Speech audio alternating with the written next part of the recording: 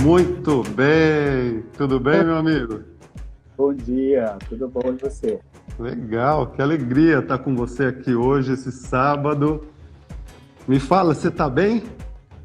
Bom dia, Adriano, bom dia a todos, a todas, a Você está todos, bem? Como estão as coisas aí? Isolado? isolados, sim. Mas está um dia muito bonito, depois eu vou mostrar para vocês aqui quando a gente Ah, que começar. legal. Aqui em São Paulo amanheceu sol também. Estamos falando aqui com você direto da sede 59, a Casa do Profissional, no Crefito 3. Teremos aí uma hora de conversa sobre o modelo da ocupação humana e a participação ocupacional. Mais uma vez, obrigado. Já somos 123 nessa live subindo. Acredito que a gente tem aí um grande número de profissionais e multiplicadores das suas boas práticas. Doutor Daniel, tive a felicidade de trabalhar com ele aqui na produção de material para os 100 anos da terapia ocupacional. Foi muito legal, muito impacto. Nós somos referência com esse trabalho no Brasil inteiro, junto ao Conselho Federal. É muito interessante mesmo. Conheci o Dr. Daniel na sala de espera do Hospital Albert Einstein, você lembra? Fui fazer Nossa, uma prova, você trabalhava lá, achei muito legal. E ali me despertou alguma coisa que eu falei, caramba, esse cara novinho assim, já organizado e tocando aí a questão da prática e depois assumiu a carreira acadêmica. E eu acho que eu te vejo, eu acho, não, eu tenho certeza pela sua própria produção, você é um grande ícone, uma grande referência da terapia ocupacional no Brasil e leva nosso bom nome aí para outros países, o que engrandece ainda mais a sua trajetória. Então vamos lá, rapidamente, sem perder tempo, já somos aqui 140 nessa live, mais de 140.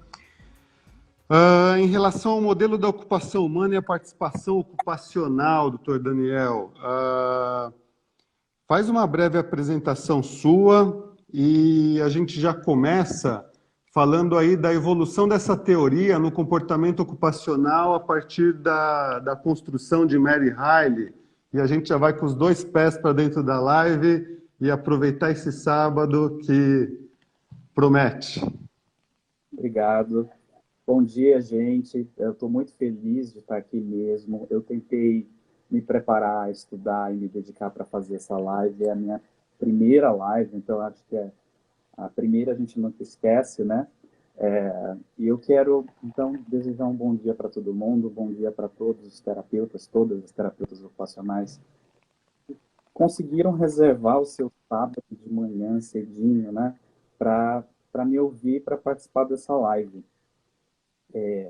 Eu estou muito feliz de ver os nomes de pessoas que eu conheço e mesmo aquelas que eu não conheço também. Fico muito feliz de ter vocês aqui para me ouvir. Então, eu queria dizer da minha gratidão primeiro, tá? Eu queria começar essa live, aliás, como eu falei, a minha primeira, e eu espero continuar recebendo convites para live, que as pessoas não desistam de mim depois dessa. Pelo contrário, agora que sabem que você está acessível, vão te bombardear aí essa caixa, aí, esse direct e te acessar, tenho certeza.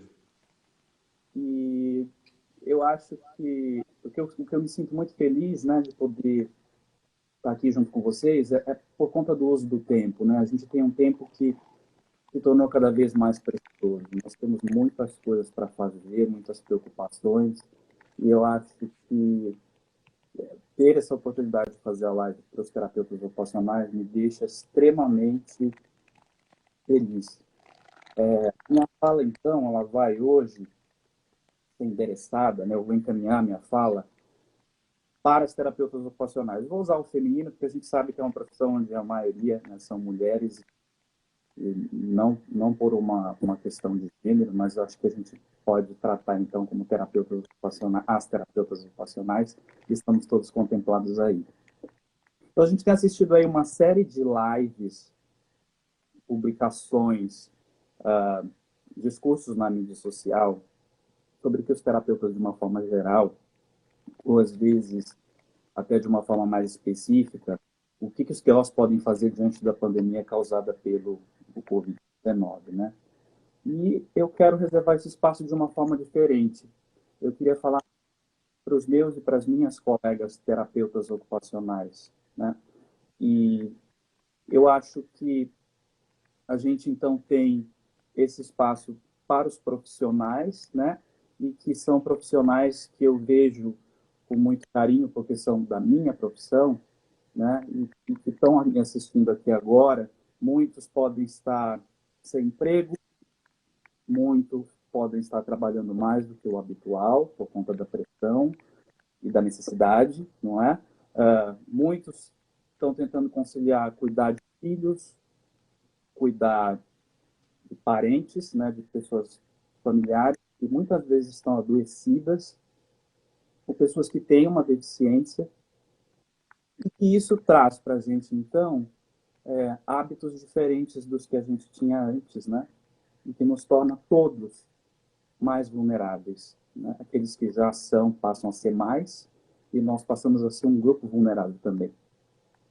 Então, a minha fala é com você, terapeuta ocupacional, que está sofrendo pelo distanciamento, pela perda de alguém querido, por adoecimento, com preocupações sobre o incerto, se o salário vai cair na conta no mês que vem, se vai dar para pagar suas contas, e passa por um medo de se infectar pelo vírus, isso quando não já o tiveram, e se preocupa com aqueles que não podem deixar de trabalhar e que estão nas ruas, que estão nas favelas, nas regiões empobrecidas da sua cidade, para as terapeutas ocupacionais que sofrem pela ansiedade do confinamento em casa ou por não ver a hora de chegar em casa após um dia árduo de trabalho.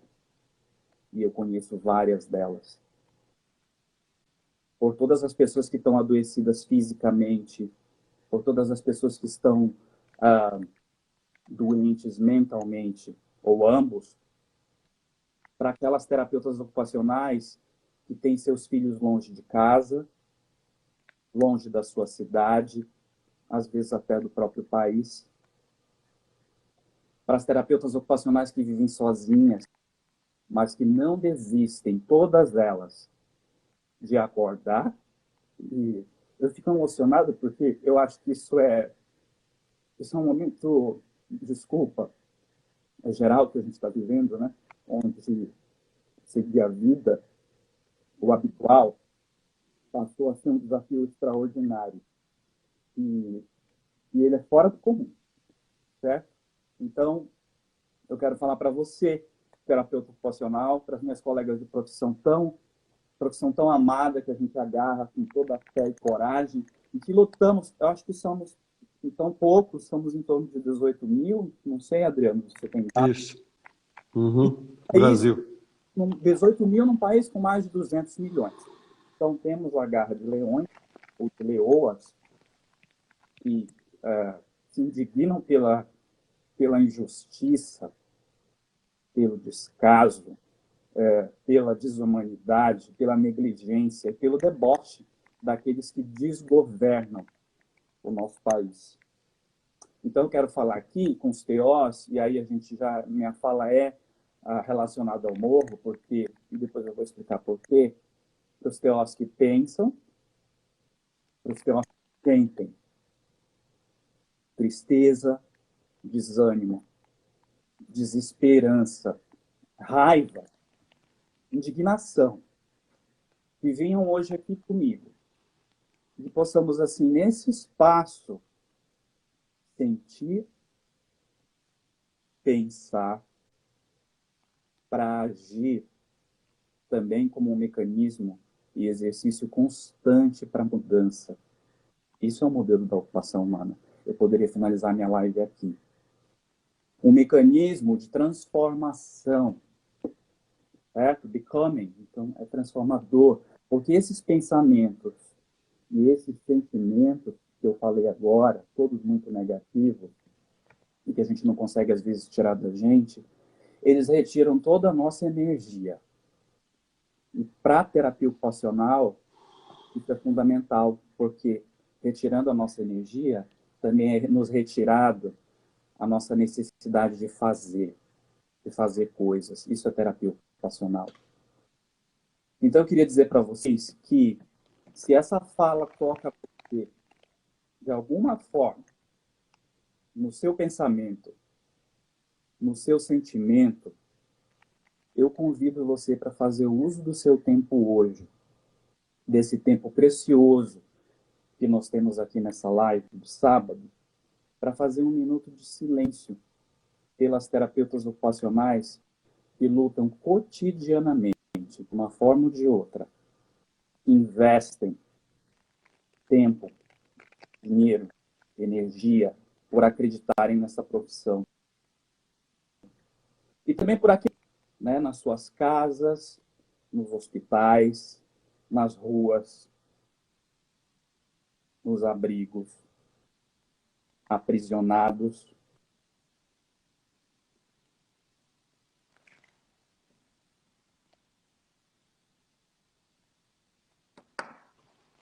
Segura um pouquinho, deu um delay, deu um delay. Segura um pouquinho, deu um delay no áudio. Temos um delay no áudio, só um minuto. Voltou? Tá me ouvindo?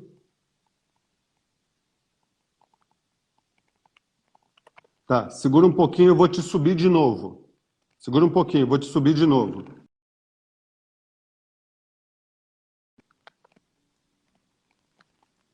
Só um minuto. Caramba. Fala forte do Dani. Tomara que o Instagram colabore com a gente hoje.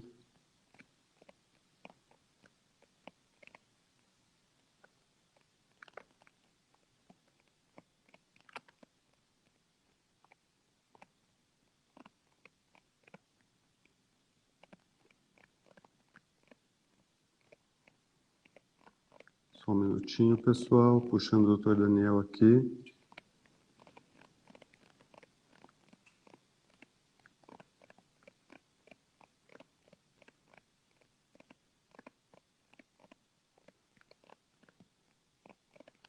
Tá longe, só um minuto. Aqui. Subindo novamente, rápido. Conectando. Agora tá me ouvindo? Voltou. Sabe por que caiu a conexão? Porque a nossa energia está toda junta. É só por isso. Eu não sei se vocês chegaram a ouvir quando eu falei que a gente poderia fazer um minuto de silêncio. Uhum. O silêncio é uma forma da gente se conectar com nós mesmos em um momento onde nosso tempo não nos permite. Nós não podemos abrir esse espaço para pensar, então, nas terapeutas ocupacionais, nas pessoas que estão em sofrimento em quaisquer lugares, casas, hospitais, ruas, abrigos, prisões, pessoas que estão institucionalizadas de alguma forma. E vamos, então, fazer um minuto de silêncio para que você possa inspirar, expirar ao seu pensamento. Pensamento em coisas positivas, em boas energias, em bons desejos, em boas projeções para um futuro, onde muitas vezes não podemos acreditar que ele venha a ter. E um agradecimento também, gente, nesse sábado, nós temos uma oportunidade privilegiada de estar aqui hoje. Então, vamos fazer agora um minuto de silêncio desse tempo que é precioso, dessa live, para que a gente consiga se conectar a partir de agora com os terapeutas ocupacionais e com todas as pessoas que estão em sofrimento.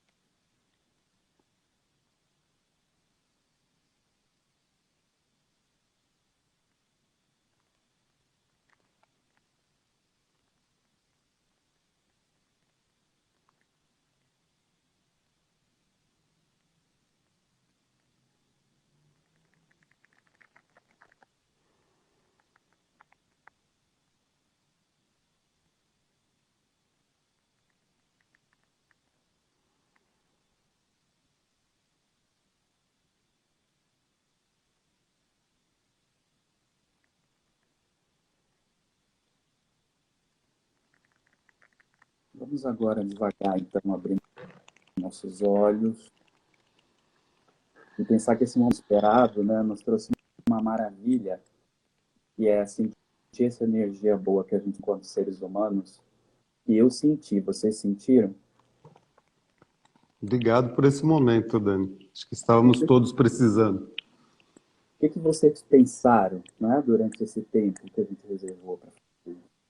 Então, essa é a ideia, o tom, que nós possamos, então, transformar esses pensamentos negativos em uma direção de mudança que nos fortaleça e que recarregue a nossa energia para que a gente possa continuar. E agora que a gente aqui um pouco, e eu não sei se vocês, mas o crepito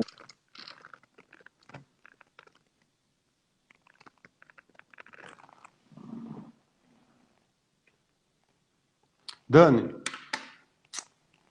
perdeu o áudio de novo. Dani, segura, perdeu o áudio de novo. Me dá um positivo que eu já te subo na hora, senão eu tenho que te buscar lá embaixo. Me dá um positivo. Me dá um positivo. Eu vou te descer.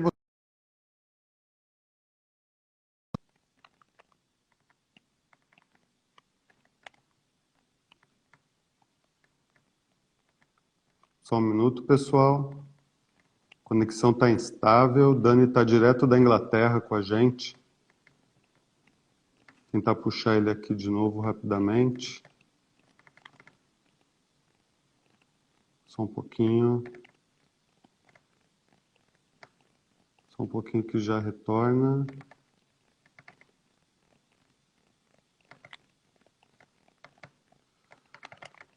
Só um minuto. Não é nem questão do... Eu acho que da instabilidade da rede dele, é questão do Instagram tá mesmo pesado e... Só um minuto, puxando o Dani aqui.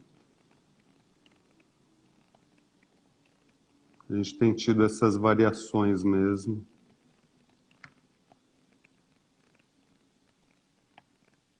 Vamos lá, só um minuto aqui.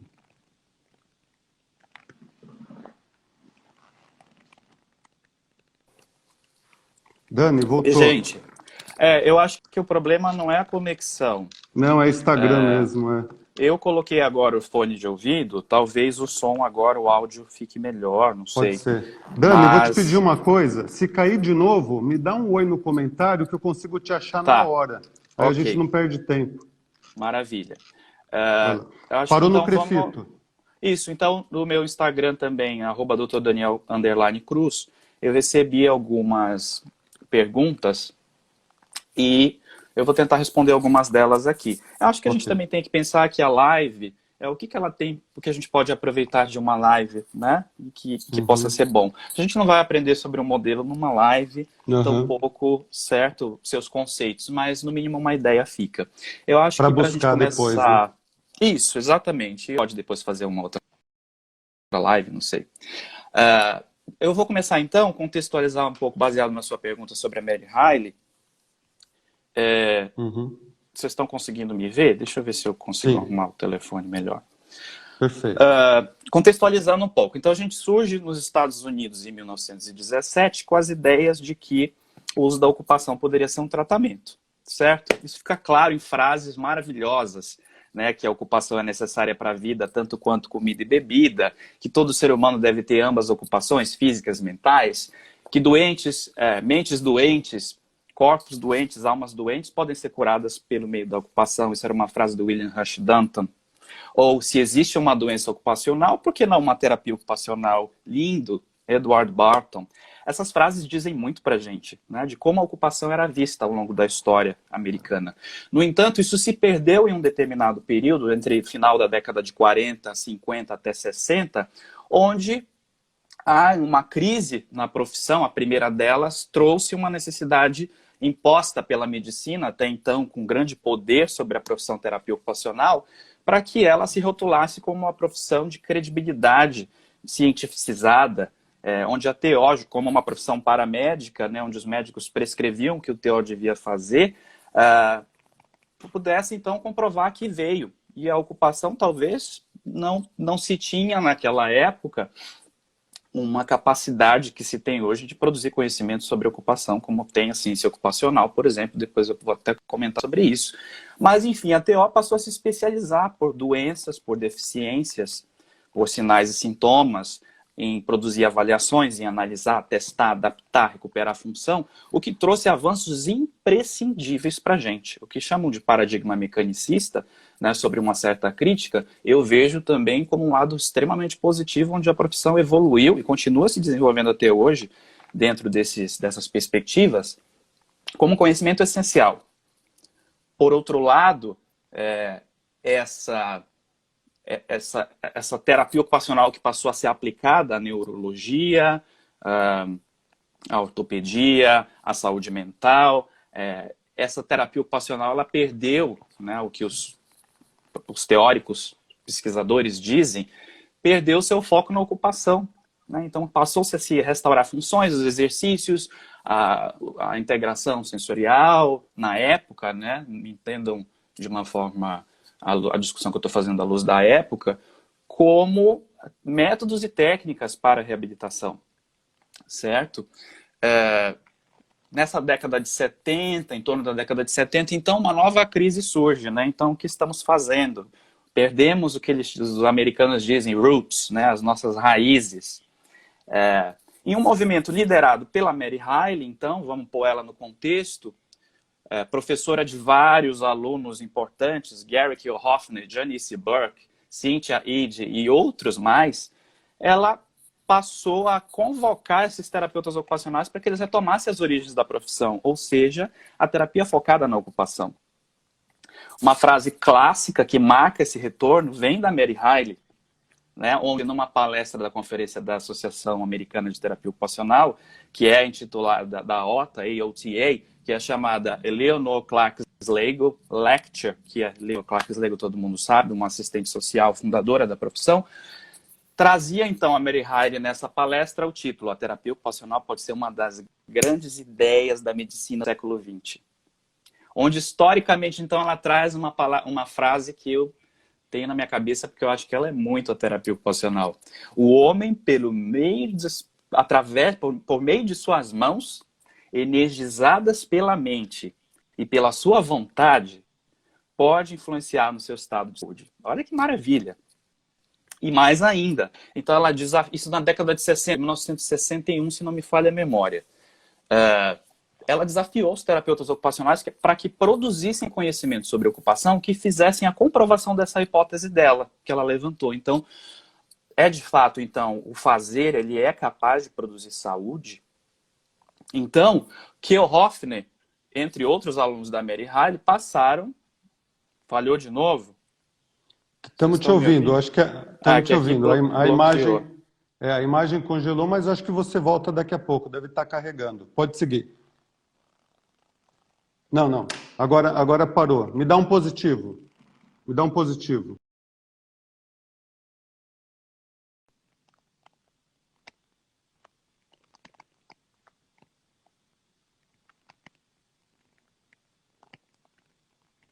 Esperando o positivo do Dani, já subo ele de novo aí. Perfeito. Peguei o jeito, agora caiu, você sobe rápido. Ok. Foi? Foi. Então, eu estava falando que o Kiel-Hoffner, como outros alunos da Mary Riley, nos Estados Unidos, começaram a estudar coisas que até hoje a gente vê aí na literatura, né? Então, teoria da motivação intrínseca, o estudo da Nancy Takata e outros sobre o brincar como atividade intrínseca, o estudo da Black, famoso carreira de papéis ocupacionais, outros estudos sobre hábitos e rotina. Esses conhecimentos foram se acumulando, permitindo então que depois Kiel-Hoffner, numa reunião de bar amigos, num guardanapinho de papel, começasse a esquematizar o que hoje, após 40 anos, é o nosso modelo da ocupação humana, conhecido como MOHO. Essa tentativa do modelo, é importante da gente saber, então, que ela vem como uma forma dos terapeutas resgatarem esse foco na ocupação e colocar em prática até a terapia teoria, desculpa, do comportamento ocupacional, que eu vou falar um pouquinho dela, porque ela influenciou, inclusive, muitos teóricos na terapia ocupacional e muitos modelos. O modelo da ocupação humana é um deles. E eu soube dessa conversa, então, por que o Krieghoffner criou o morro? Porque ele não via a teoria da Mary Hyde, do comportamento ocupacional, na prática. Então, uma das primeiras coisas é, como que eu coloco isso na prática, então?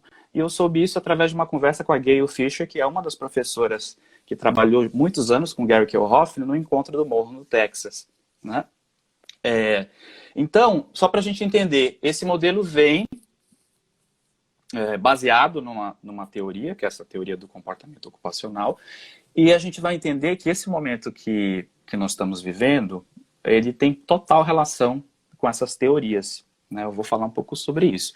Acho que a gente pode ir para a próxima pergunta, porque para dar tempo de eu tentar responder. Você contextualizou bem a questão da Covid que a gente está passando, Dani. Eu acho que essa parte a gente pode seguir. Fico muito feliz, encontrei nas suas palavras base para a gente continuar aqui na luta e na construção da terapia ocupacional, mais forte do que nunca. Muito obrigado mesmo. A questão da ocupação humana, ela apresenta a correlação com outros modelos, só para essa parte ficar um pouquinho mais clara. Tá. Sim, eu vou chegar aí, mas já que você comentou, e, né, eu fiz uma fala baseada no momento que a gente está vivendo do Covid, eu nem preciso entrar muito em detalhe, que a questão da pandemia colocou a TO de uma forma tão aflorada em todos nós, que eu gostaria de fazer algumas reflexões aqui baseado nisso que eu falei. Esses dias eu estava trabalhando para finalizar um curso de educação à distância sobre fundamentos conceituais da prática da terapia ocupacional, que já eu vou lançar no meu Instagram, @DrDaniel_Cruz, e vocês vão ter a oportunidade de fazer, que é o quanto que a intensidade do trabalho, a conexão com a internet, o uso do computador, eu fiquei das 7 da manhã às 9 da noite. Como resultado, eu não consegui dormir. Fiquei com o pensamento acelerado, muita informação na cabeça, preocupação, eu achei que eu fosse enlouquecer. Tá todo mundo assim, amigo. Comentando com o meu companheiro, com o Lee, ele disse assim, mas você não é terapeuta ocupacional? E aí eu pensei, caramba. Ele falou para mim assim, você devia saber que o acesso de computador não faz bem. E aí eu vou dizer para vocês, meus queridos e minhas queridas, que na casa de ferreiro o espeto não pode ser de pau. Então eu quero dizer para vocês que essa história de que a gente precisa viver a terapia ocupacional na nossa vida. E essa pandemia, ela está trazendo para a gente a oportunidade excepcional de fazer isso, né? Então, assim, você não se sentiria confortável sendo atendido por uma manicure as unhas sujas, ou um dentista que tem mau hálito, ou um médico com uma aparência doentia. E o terapeuta ocupacional, que identidade a gente tem, né? Então, você precisa organizar a sua rotina, equilibrar suas ocupações, por aí vai. Não somente por isso, mas eu acho que a gente precisa usar a ocupação como uma ação terapêutica, na minha opinião. Se você se sente melhor após arrumar seu quarto, ou se é um prazer você estudar música, se você se sente relaxado e te faz bem, uns têm hábitos de estilo que tendenciam para esportes, outros têm para atividades intelectuais, então a gente precisa colocar os nossos hábitos em ação. Isso é morro e isso é terapia ocupacional.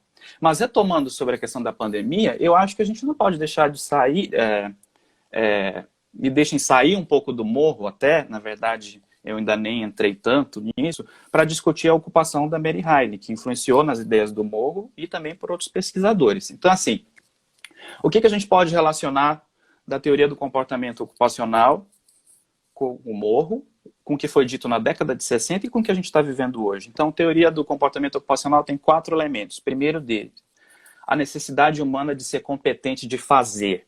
Isso é o doing, fazer coisas, né? O contexto da pandemia alterou tudo isso. Todas essas necessidades de fazer coisas. As pessoas estão estagnadas, imobilizadas, né? Então, outras estão procurando 1000 coisas para fazer de uma forma que não cabe no tempo. O uso do tempo, fundamental, para a gente entender também a habituação, se alterou e o tempo está até parecendo passar mais rápido. Não parece, pessoal? O tempo parece estar passando mais rápido. Segundo, do desenvolvimento do trabalho e do lazer. O que é isso? As pessoas têm buscado o trabalho como uma solução para passar o tempo. Outras têm investido em exercícios físicos ou em outros interesses, motivação.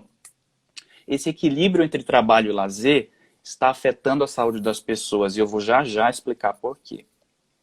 Terceiro, a natureza dos papéis ocupacionais. Gente, being, quem eu sou a partir do que faço, eu sou a partir dos meus papéis, morro. A dupla jornada de ser mãe trabalhadora, que se intensificou em casa, os papéis de cuidado com alguém que está se tornando exageradamente cansativo, ou extremamente preocupante para aqueles que não estão ao alcance do cuidado pelo distanciamento. Isso também precisa ser refletido. 4, da relação entre saúde e adaptação humana. Becoming, me transformar no que eu me torno a partir do fazer. Me torno saudável, me torno doente. No que vamos nos tornar durante ou após essa pandemia, quando ela se encerrar? Porque ela vai acabar. Parou aqui, não sei. Sim, a gente está te ouvindo. Se cortar, você me dá um ok. Parou. Voltou? Parou.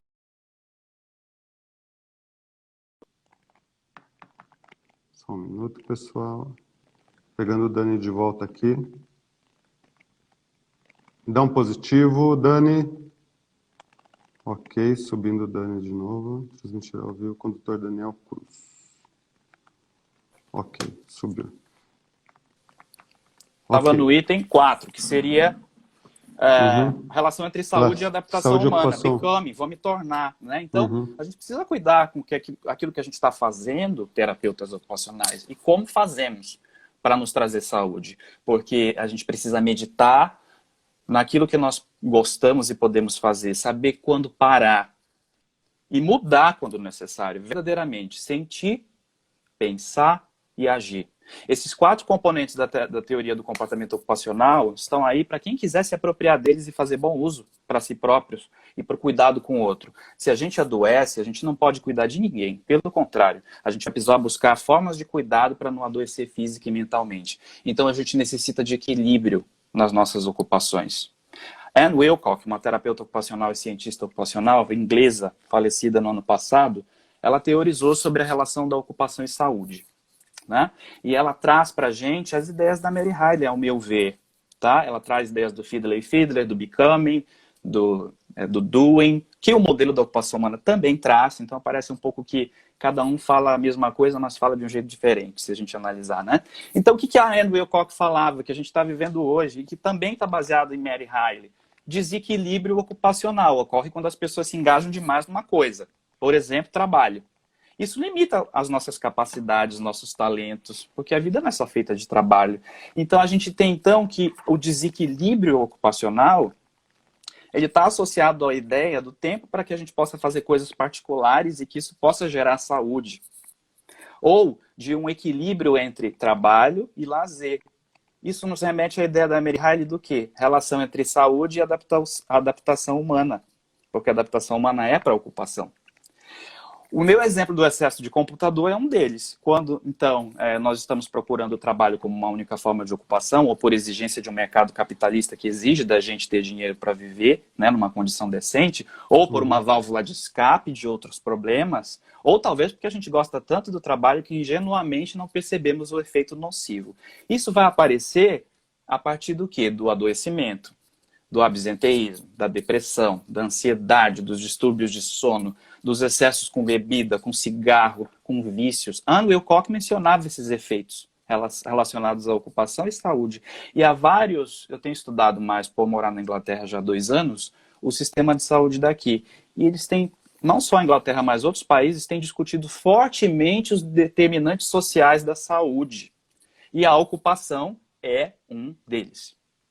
Então, o fato é que a pandemia colocou para muitos, mas não em todas as suas... não está todo mundo na sua casa, certo? Mas aqueles que estão, isso exigiu trabalhos virtuais, reuniões sem fim. Até mesmo tentadores cursos de educação à distância. Eu mesmo fiz 2, né? Um de barbeiro e outro de mindfulness, que eu vou falar depois para vocês aqui. Dani, Isso coloca a gente num desequilíbrio. A relação do trabalho, que eu estou preocupado com o tempo aqui, a gente tem um teto, inclusive você me pediu para a gente respeitar isso, porque sua agenda deve estar aí na correria. A relação, para dar tempo de inclusive falar de tudo, A relação do modelo da ocupação humana com os outros modelos, como que você enxerga isso e a implicação disso na prática? Muito interessante a pergunta. Eu não tenho como responder afirmando, tá? Mas eu não conheço a fundo os outros modelos. Embora recentemente eu tenha me aproximado mais do canadense e feito pesquisas com eles. Uma delas, inclusive, é o doutorado da Camila Caro. Já foi defendido. Quem quiser, lá na UFSCar, pode acessar o trabalho dela. E eu me interesso em conhecer outros modelos, por exemplo, o CAUA, o modelo pessoa, ambiente e ocupação. Eu não levanto bandeira de um único modelo como melhor ou pior. Isso seria inconsequente. Eu acho que os modelos trazem diferentes visões, onde a ocupação é colocada, né? E é uma tentativa da gente trazer uma prática mais focada em ocupação. E eu acho que o Brasil talvez não faça essa prática. A minha ideia é ir estudando os modelos, uma tentativa de ampliar a visão sobre a ocupação para a prática da TO. Mas pensando em responder essa pergunta, Adriano, o morro, eu vejo o morro como um diferencial, que você pode agregar ele com outros modelos, mas eu vejo o morro como diferencial por algumas questões. Uma delas é o modelo mais antigo e mais estudado, ele tem 40 anos de 500 publicações no mundo. Então, quantidade não reflete qualidade, certo, mas de certa forma nos mostra que tem muito conteúdo para a gente ler e ideias para discutir. É o único modelo que busca conhecer, aí é o grande diferencial que a gente já praticou aqui, o que a pessoa sente, o que a pessoa pensa sobre o fazer. A maioria dos modelos foca apenas no que a pessoa faz. É claro que a ideia de sentir, pensar e agir não é exclusiva do morro. Ela está presente na meditação indiana, ela está presente no mindfulness, que é, aliás, não é por acaso que tem gente interessada em discutir mindfulness e engajamento ocupacional, porque envolve o pensar sobre o fazer, o estar em alerta ao nosso redor, o viver o aqui e agora. Eu tenho me debruçado a pensar dessa forma, e o morro me ajuda nisso. Em breve vai sair a minha primeira crônica no site O Segredo Oficial, e depois vocês vão poder curtir, sobre o pensamento positivo a partir do nosso fazer. E por fim, eu acho que o morro ele tem uma extensa teoria, foi testado e desenvolvido a partir da prática, o que é flexível quanto à sua utilização. Portanto, quem quiser usar o morro, pode, desde que entenda a teoria. Isso não ajuda. A teoria do morro já ajuda a gente a fazer extremas relações com a prática e auxiliar objetivos ocupacionais de intervenção. E olha, eu vou te dizer mais. O morro relaciona como a pessoa, a partir das suas motivações, dos seus hábitos, dos seus papéis, das suas capacidades, em uma forma dinâmica, interage com o ambiente. E como isso vai influenciar na participação delas em ocupações. Dessa forma, então, esse modelo pode ser utilizado com qualquer clientela que apresente o que... Vai cair de novo, peraí. Todo mundo tem problema. Então, assim... Voltou. Caiu? E aí eu já não, estamos dentro, mas aí eu já dou um gancho, estou ouvindo. Como fica o entendimento da rotina dentro disso? Já dou um gancho aqui para a próxima questão. Ok, então para a gente entender a rotina, eu acho que a gente pode entender que a rotina está dentro do subsistema da habituação, certo? E o nosso sistema da habituação, ele é composto, né, pelo uso do tempo. Parou? Não, estamos indo, mas acho que talvez pare. Qualquer coisa você me dá um oi no comentário. Tá me ouvindo? Perdemos Dani, vou subir rapidamente. Ativar comentários. Ok. Subindo Dani.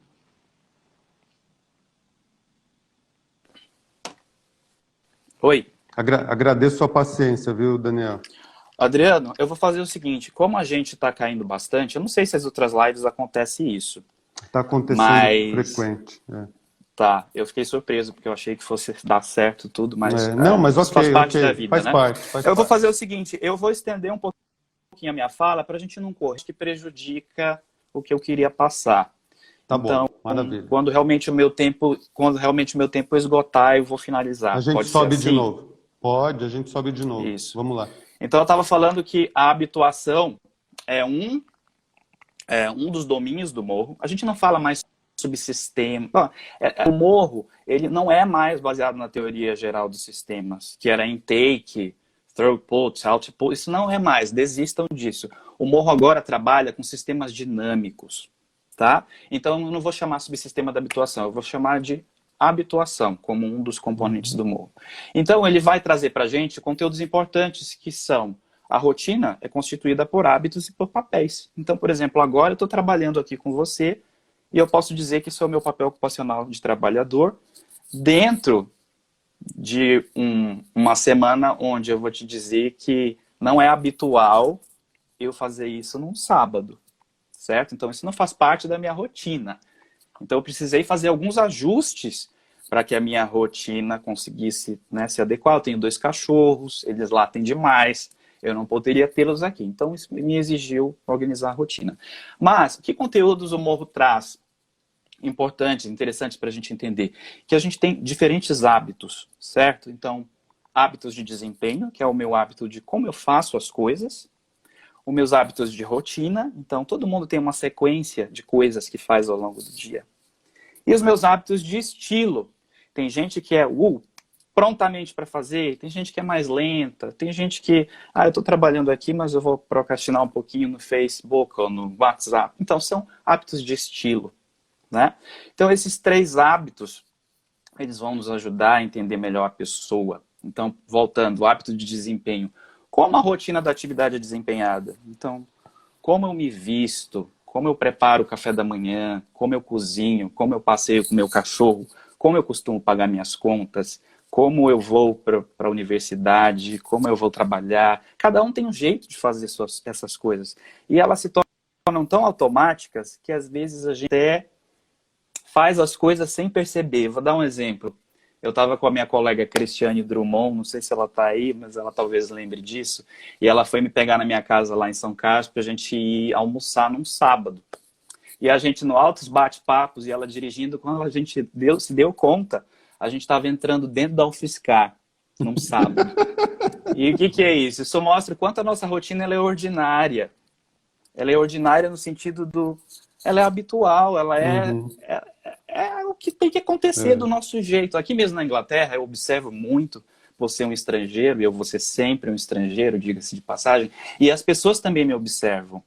Então eu tenho meus hábitos de estilo, meus hábitos de desempenho, e elas ficam me olhando, e eu também fico olhando elas como que forma diferente de se comportar, de comer, de coisas básicas, como pegar num garfo e numa faca, e como você reúne a comida para comer. Então, esses são exemplos clássicos para a gente entender um pouco as pessoas dentro da sua cultura.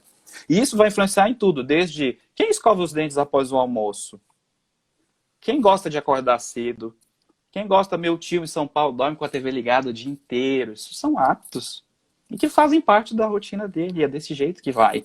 De dormir mais tarde, de comer assistindo televisão ou no computador, de usar o celular no banheiro, de dirigir ouvindo música ou conversando com alguém, de interromper as pessoas quando estão falando, de dormir com um cobertor mesmo no calor. Eu, por exemplo, adoro. São hábitos, né? Passar perfume, mas não vai sair de casa, mas por que está passando? São os nossos hábitos, são as nossas formas de ser. Isso também é morro. Questões importantes da gente pensar para quem quer fazer um inquérito sobre rotina é: a pessoa se sente confiante na rotina dela?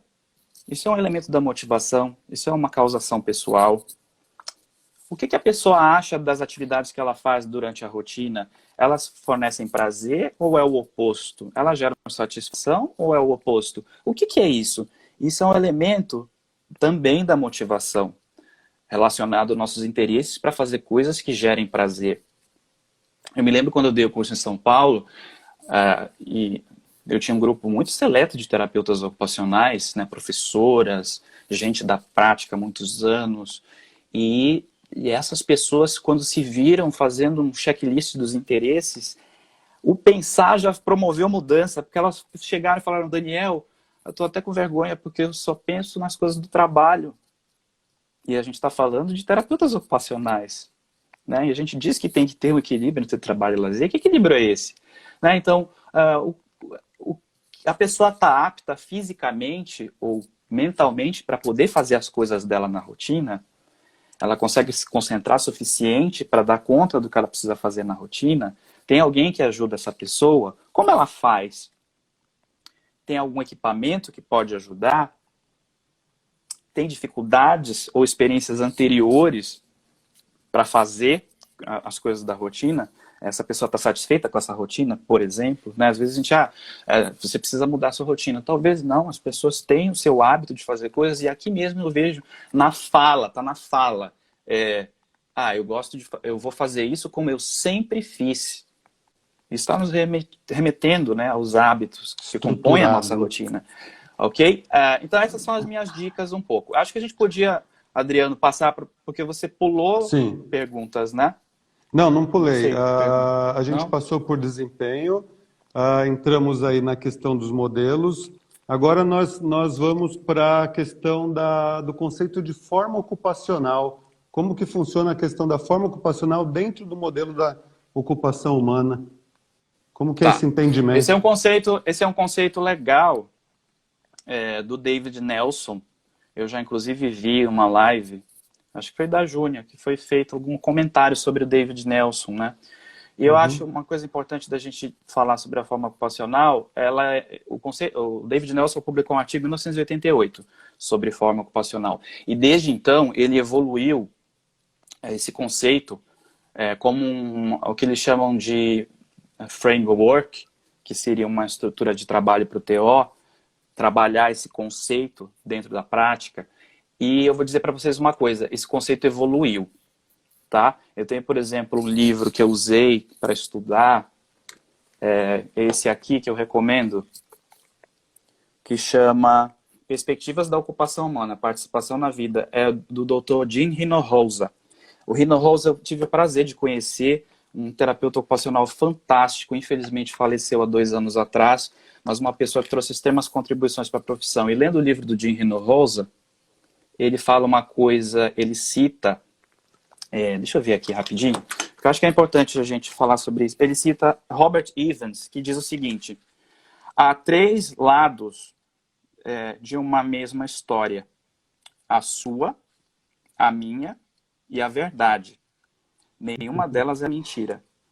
E aí ele diz que há muitos lados de se entender a ocupação humana, e nenhum deles parece exatamente ser visto da mesma forma. Então, os terapeutas ocupacionais interpretam conceitos de formas diferentes. Então, por exemplo, a forma ocupacional, inclusive tem um capítulo que ele fala da forma ocupacional nesse livro que eu mostrei para vocês, de 2003, e ele já fala de uma forma diferente. Mas a forma como o Morro usou a forma ocupacional, e a ciência ocupacional também usa de uma forma diferente, a ciência ocupacional quanto disciplina, então só para não quebrar aqui o nosso entendimento, o Morro utilizou o conceito de forma ocupacional dentro do domínio do ambiente. Aí vocês vão dizer assim, mas ambiente? Sim, ambiente.